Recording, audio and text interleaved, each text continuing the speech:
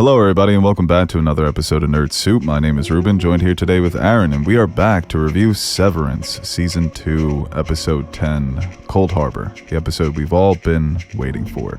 But before we get into today's review, I want to let you guys know that you can listen to this wherever you get your podcasts. And if you want more Nerd Soup, go ahead and check out our Patreon page and consider pledging. And follow us on social medias at Nerd Soup, at Beau Soup, at Nerd Soup Monkey.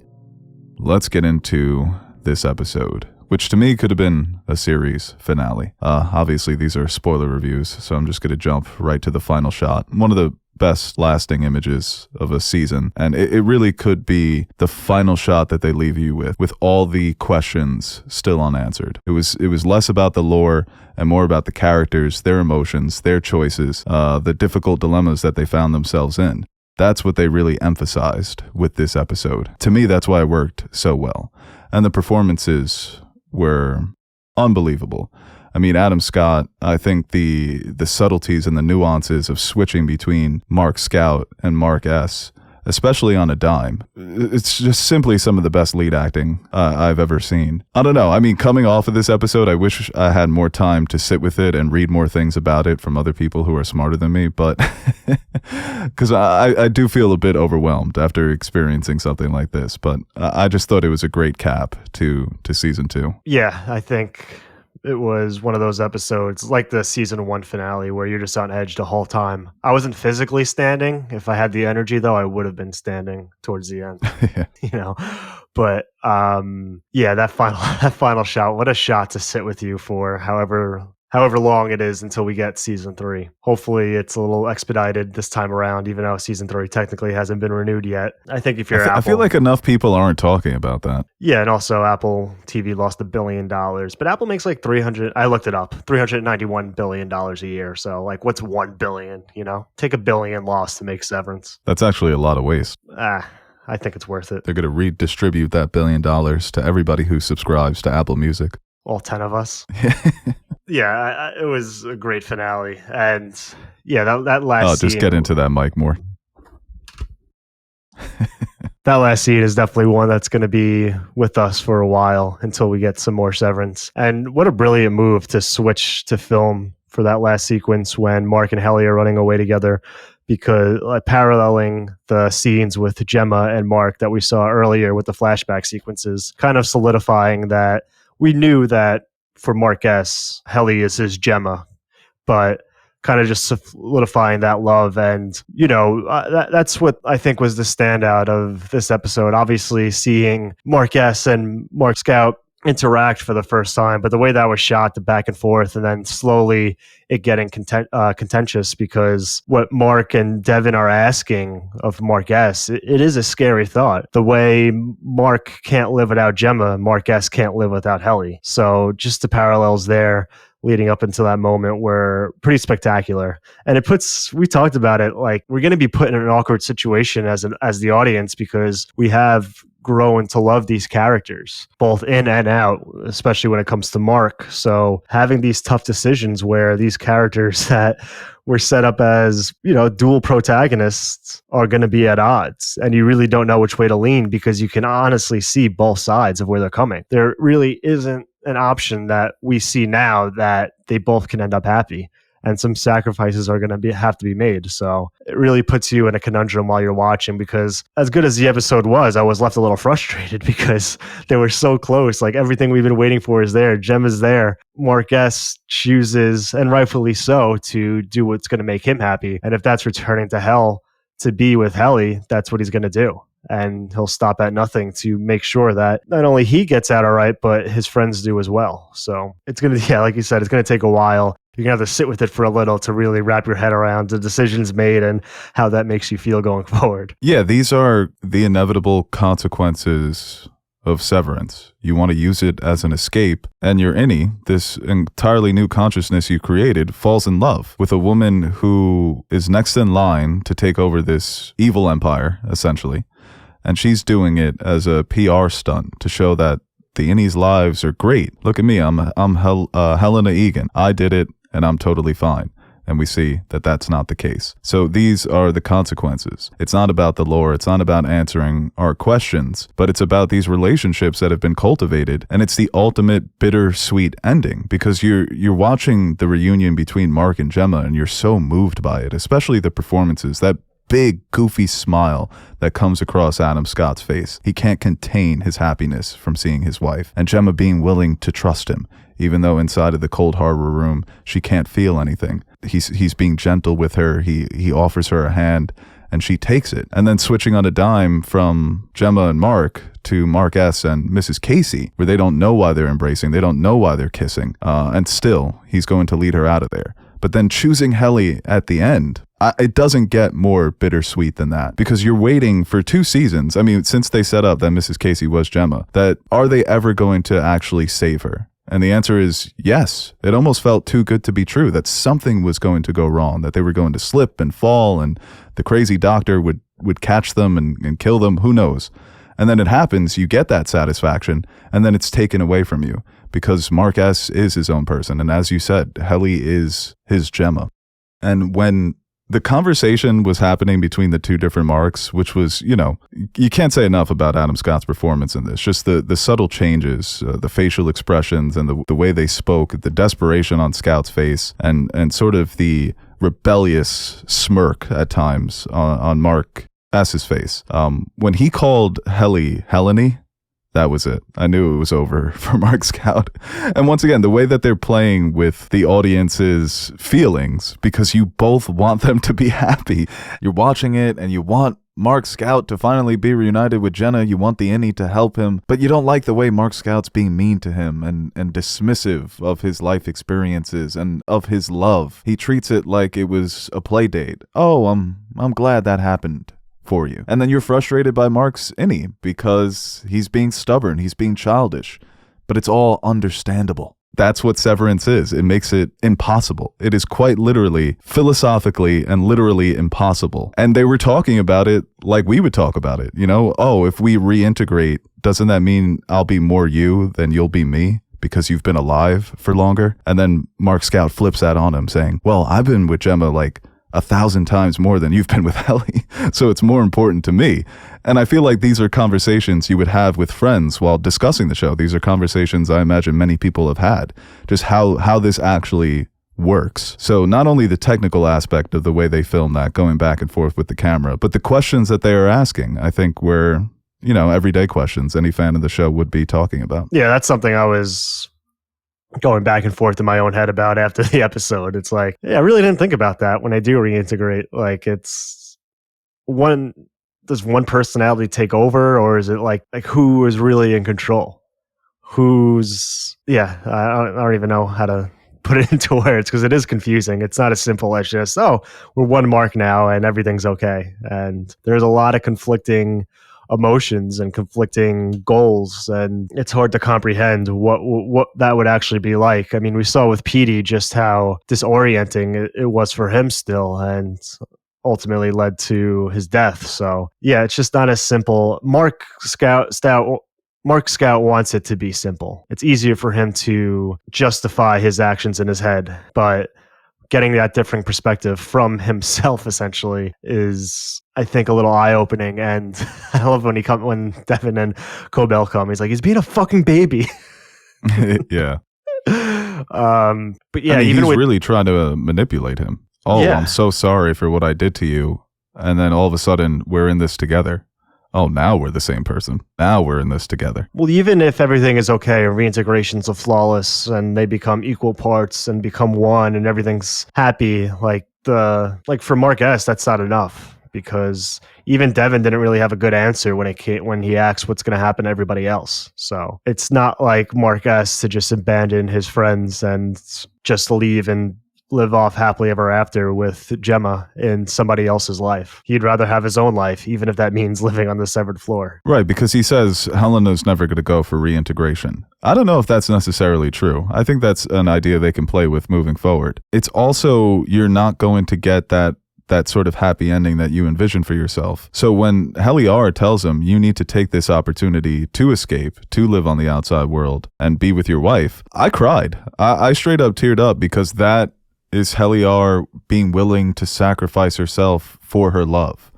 I won't be able to continue on, but you will. And I'm willing to make that sacrifice. And then it's just the final moments between two people that were out of time, living on borrowed time, delaying the Cold Harbor file because they want to, they savor these last moments that they have with each other. And it was interesting that Cobell is the one who tells him that initially. This isn't going to end how you want it to. And she even says, I care for you. So another idea that they can pick up on in season 3 or season 4, how long the show goes, but maybe Cobell is starting to view Mark Scout or Mark S more like a son and feeling responsible and a bit guilty for how she treated him and putting all these people through the severance procedure. And I don't know if you saw this on True Social or Blue Sky. What are you on? Blue Sky.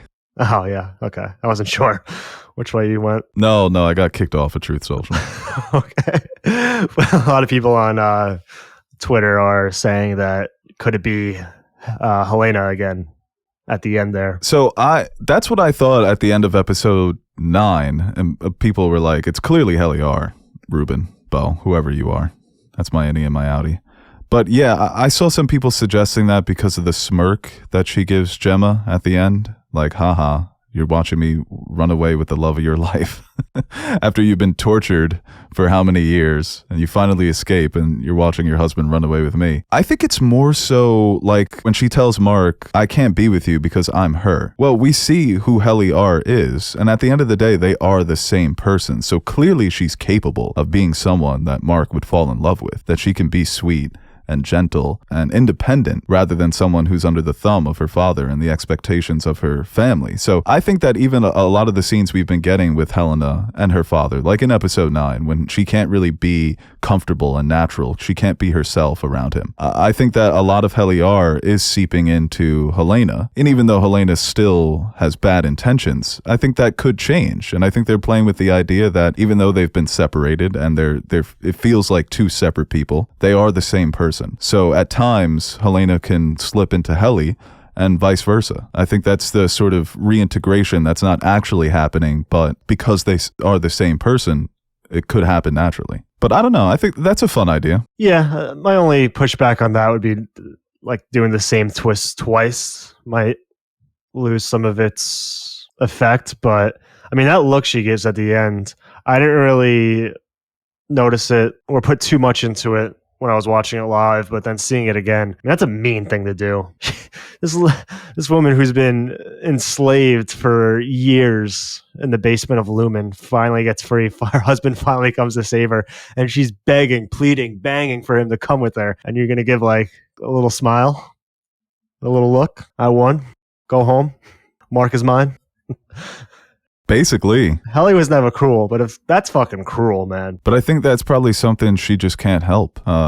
She runs back, and in her mind, it's probably going to be the final goodbye. Wave, hug, kiss, then you go off, and then he turns around and goes with her. It reminded me a lot of the Graduate, where it's two people escaping from the lives that other people wanted for them in order to carve their own path. But where does that path lead? It looks like it leads to disaster, especially in the case of Heliar and Mark S., where, I mean, the show is going to come back. So what are the consequences going to be? Maybe it becomes even more of a living hell for those two characters. And it's not that they die right away, but they are tortured, kept in purgatory, right? Don't they say purgatory? Some torturous stuff happens there. Yeah, I think it's more so just she can't help feeling happy in that moment.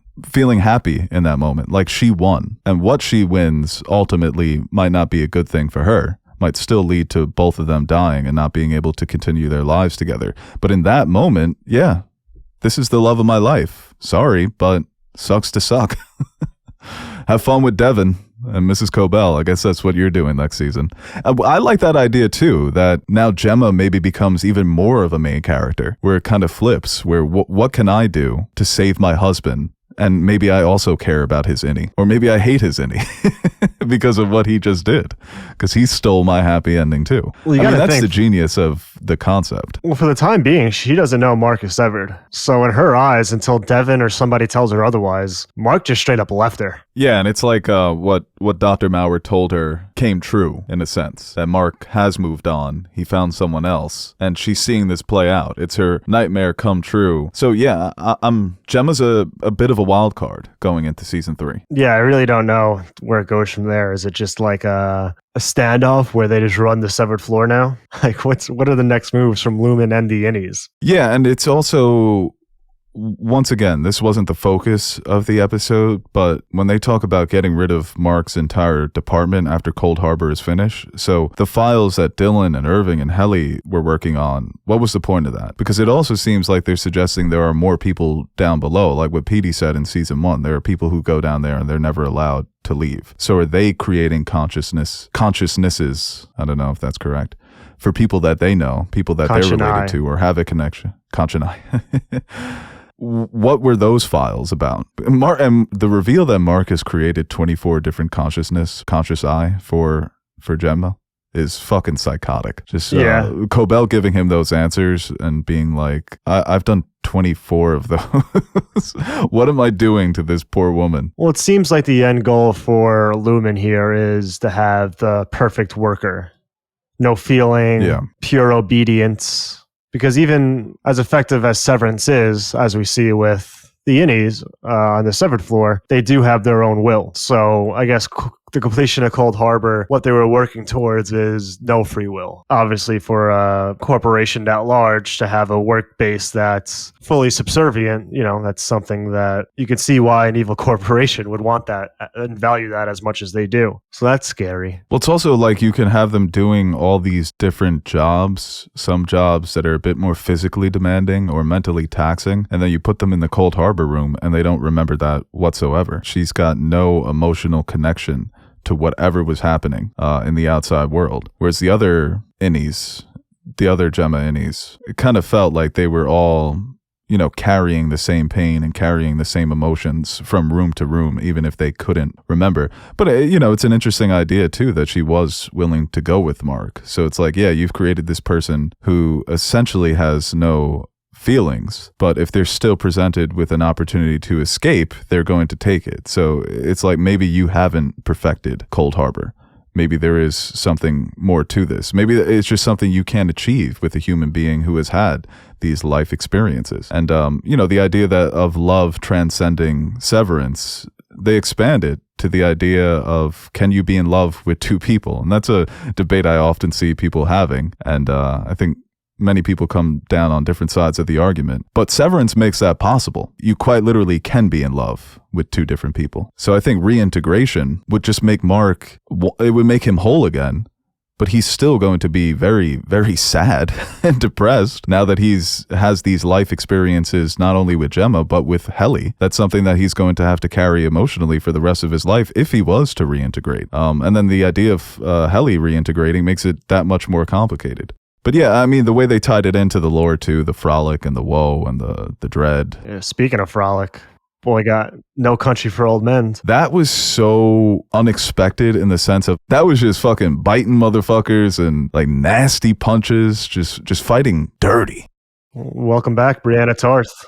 Right, yeah, and then Brianna Tarth gets in on it, and that's something, I think everybody watching knew that she was going to save the day, but they make it a bit more complicated because she doesn't pull the trigger, and he's able to disarm her, and then they start scrapping. But it's fun. When you have a guy that big, you're just kind of waiting for who he's going to beat up.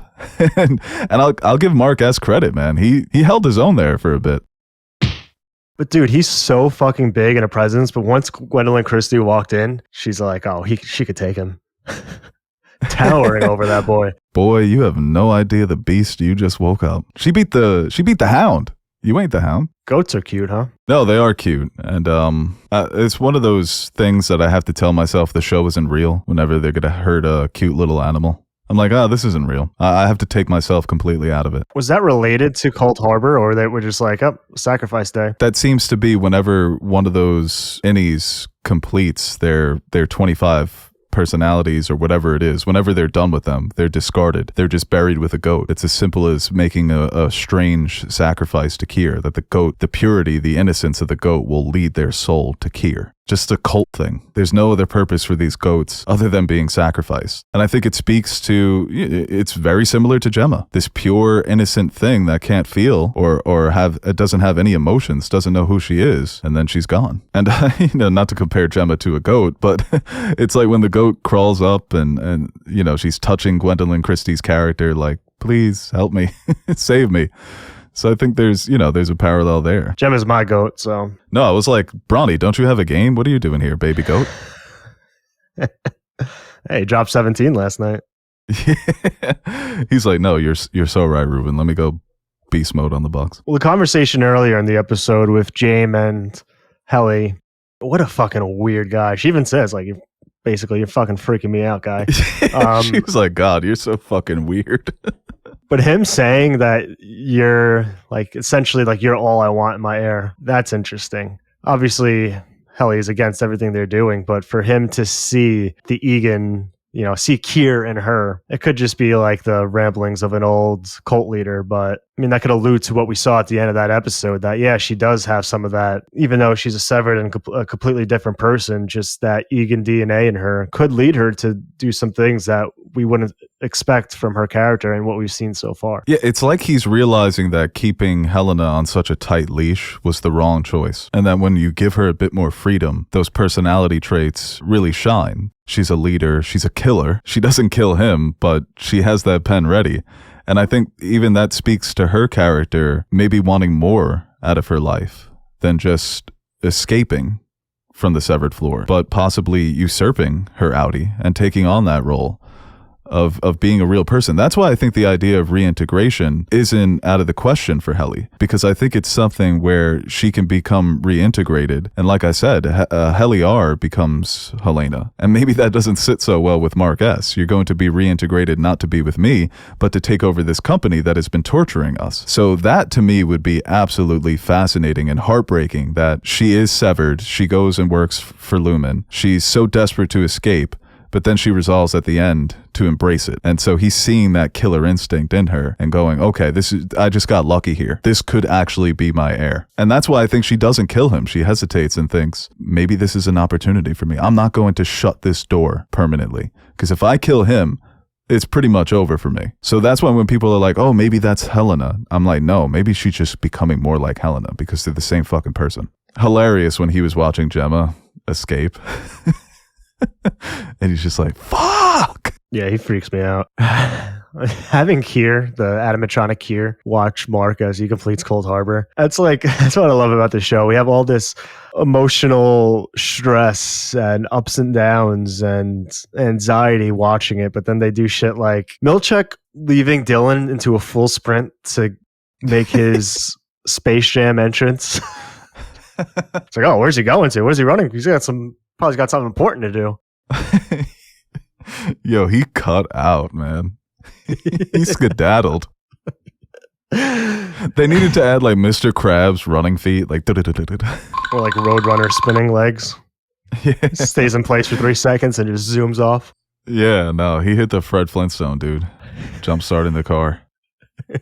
No, him popping up for that performance, man. Yo, I thought the animatronic was going to come alive and punch him or some shit. When he made that joke about how they made him 5 inches taller and he slowly turns, that was maybe the scariest and creepiest thing the show has ever done. I thought that was Kier himself. Is there nothing Milchek won't beef with? We have a child, now a robot. He's not. It's funny with Milchek because it's like one moment you're so upset when he's being mean to the innies, but whenever he says something sassy to one of his employers, you're like, yeah, go Milchek, I love you. It's just a back and forth between this guy's the best to this guy's the fucking worst, and somebody needs to punch him in the face. Giving him the halftime Super Bowl show in this episode is just so funny, and he loves rubbing it in. Like in season 1 when they're doing the dance party and he's getting all up on Dylan after Dylan is all sad about knowing he has a kid. And then in this episode too, just dancing all around Mark and Helly, trying to distract them. And I felt so bad for, what was their department called? God, it was so funny too, and I can't remember it. Oh, choreography and merriment. The idea that they're trained musicians who just come to work every day and prepare for stuff like that, so funny. And then you immediately think, who are these people? There's so many of them. Do they all have Audis? And it looks like, yeah, at the end there, they kind of unionized. But that man knows how to get down. Yeah, I'm still trying to perfect the arm move he does in season 1. He puts his arms out and moves back and forth. That's a good one. Years of practice. Yeah. Dude, that zoom in shot after he finally broke down the door. Ben Stiller, you are one funny motherfucker. He looked like Darth Vader. With the red flashing around him. And he's like, yeah, I just kicked down that door, motherfucker. And then you see all the fucking innies uniting against him. And it kind of felt like SpongeBob, how many times do we have to teach you this lesson? Like they were just all going to beat the shit out of him. And I think, going into season 3, if Dylan is leading like this innie militia, and they've got a lot of weapons, they've got a lot of sticks and drums, they can do a lot of damage. At one point, Helly grabbed the trombone and just decked him right in the face. So does Dylan become this? Yeah, I'm thinking of like a Revolutionary War or Civil War general. Right, yeah. Dearest Gretchen, the Lumen employees are closing in. We've had to retreat to the break room. And Gretchen's just on the farm. That letter was, I don't know, I think that was a nice moment between Dylan's Audi and Innie. That made me cry too. Yeah. Having the maturity to realize that he wants, as jealous as he might be of his Innie, that he realizes that he loves Gretchen and then he strives to be the person that his Innie is. Yeah, that was a nice moment because it starts off with a fuck you. I'm like, uh-oh. I know, yeah. At first I was like, damn. He's going to talk some crazy shit to him, make him feel really bad about himself. The Innie Dylan coming out and Audi Dylan starting the letter with a fuck you. That is typically what Dylan would do. And even when he says, hearing that you're this self-assured badass, he's really taking pride in not the best version of himself, but a version of himself that is happier and more content and more passionate. Like the time that he spends with with Gretchen really makes Gretchen feel good about herself and their relationship. And so it's this really sweet moment of self-acceptance that, I'm striving to be who you are because that's a better version of myself. It's a healthier version of myself, happier. And so it ends up being this really sweet moment of him saying, if you want to leave, you can, but I want you to stay. Acknowledging his existence and that he's better off for it. So yeah, I think that, for the whole season, they've been playing with this idea of what is Dylan going to do? What are the choices he's going to make in order to stay with Gretchen? And for them to come to this basically an understanding, it's very sweet. And I think it bodes well for Dylan G as an Innie, being against Lumen and doing the right thing by his friends. Because I think that's what he's going to realize here, is that he needs to not only care about Gretchen, but care about the family he's made inside of Lumen. And he comes and saves the day. When he came with the fucking vending machine, I was like, Dylan G? So yeah, boy. Big body Dylan? Looking like Big Body Brunson. Yeah, and as far as like selling the characters and reintegration, that might be a move that Audi Dylan might want now, but does any Dylan necessarily want that? Maybe there's a connection there, and I want to be a fucking loser. One case where it actually works out for both parties, where Dylan gets to live outside with his kids and Gretchen, where Audi Dylan maybe gets some of what he's missing within himself. So, and I wonder if Milchek, it seems like he had a moment of reflection, like literally when he looked into the mirror. I'm surprised. I thought that was going to be a moment where he's like, all right, this has gone on too far. This is too much, and maybe find some of his humanity there. But then he just goes completely berserk and knocks down the vending machine. I wonder if that will kind of carry over into season 3. We've seen, glimpses of it, especially when dealing with the supervisors of Lumen. Yeah, I wonder if the idea of Lumen and the work he's doing is starting to crack a little bit, where he can have a turnaround like Cobell. It's interesting because when he makes that dig at the animatronic, Mark and Helly pick up on it and are a bit surprised. I don't think that they've ever seen him take shots at one of his superiors. I think that's a light that they've never seen Milchek under, unless I'm wrong, unless I'm forgetting something from season 1 or earlier this season. And I think that's an idea that they're just going to keep playing with and teasing. And I think if Cobell, because I'm starting to really think Cobell is out on Lumen. She's anti-Lumen. She's going to help the Innies or the people who are outside that want to help the Innies. It's confusing.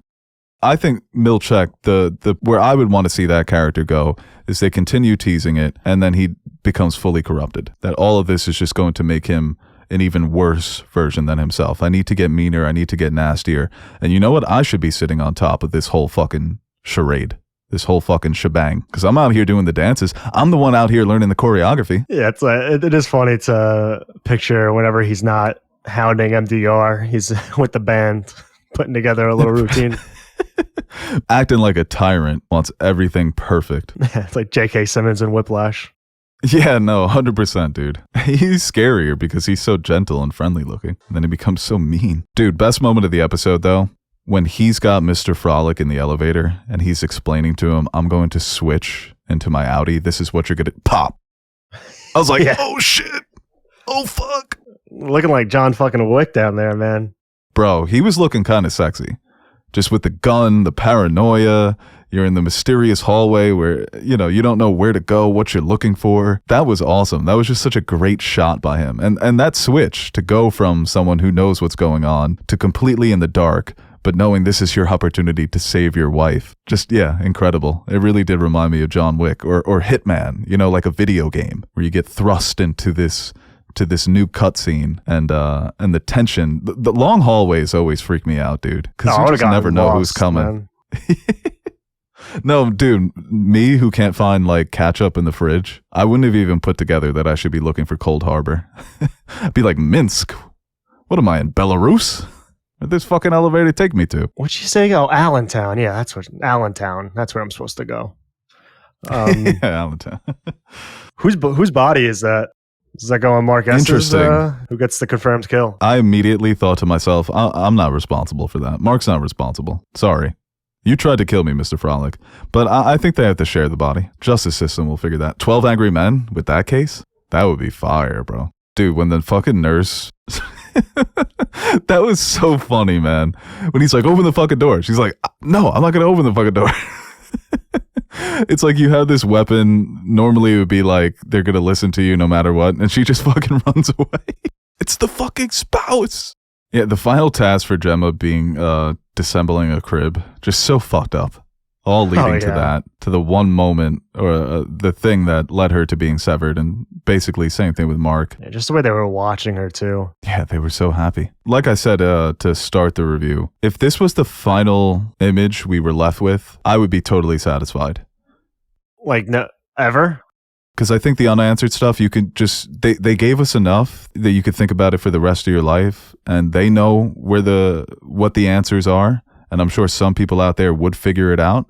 Some people would be right. Some people would be wrong. But I think that it would be a fun way to end the show. So you could kind of assume where these characters are going next. And I think a lot of the assumptions would be nothing good. And it's a haunting ending. And sometimes that's an appropriate ending for a show like this. Obviously, they are coming back. And sometimes when you're playing with a concept like this, the answers can never be satisfying. Maybe they will, maybe they won't. But I just love the ambiguity. Yeah, I mean, it's going to make that like season 3 that much. Like going into season 3, there's so many different dynamics now at play. Like you said, we did get some answers. Gemma's, we assume, safe, that she'll probably link up with Devin or something. Yeah, just I honestly don't know, like, what is Lumen going to do now? What are the innies going to do? What's their plan? They don't really have a plan. And that's what makes that moment, you know, depending on your perspective, it's either heartbreaking for Gemma or you're happy for Mark and Helly. But it is one of those, I don't care what's next as long as I'm with you now type of decisions. As happy as they are in that moment, like from the jump, you got to think it's just going to be thrusted into a high stress environment where, okay, you're together, but you're still stuck on this floor, and Lumen's just not going to sit by and let you live out this fantasy world on the severed floor altogether. Right. Yeah. We're going to see what the cost is of them staying together. And I imagine it's going to be high. Someone needs to call the news. Yeah. Get somebody involved. Woodward. Get this on the news. Bernstein. Yeah. TikTok. Oh, you know, Rogan's all over this shit. That's one of those things, like you would see a clip from one of those podcasts and be like, do you know what they're actually doing in Lumen? And they tell you the plot of the show and you're just like, that's not happening. There's a whole section that's just a marching band. Look it up. And then he would have James Egan on and he'd be like, no, it's totally fine. It's awesome. James Egan for president. All right, guys, that's where we're going to leave it for this review. We will be back to talk more Severance on our Patreon page. So if you want to check out our full season 2 review, recap, discussion, you should join our Patreon. Aaron, thank you for joining me all season. It was a season for the ages. I think there was a few stumbles towards the end, but they stuck the landing, as people like to say. So what are you going to do now to fill the void, now that you have to wait with the rest of us? Probably nothing.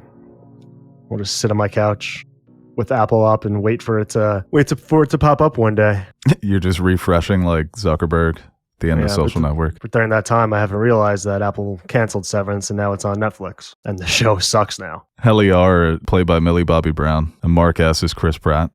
Now that's what the people want, yeah. I'll tell you what, the ratings, they wouldn't have any problems with the ratings. Through the roof. Put Bad Bunny on there. 17 billion people watch that.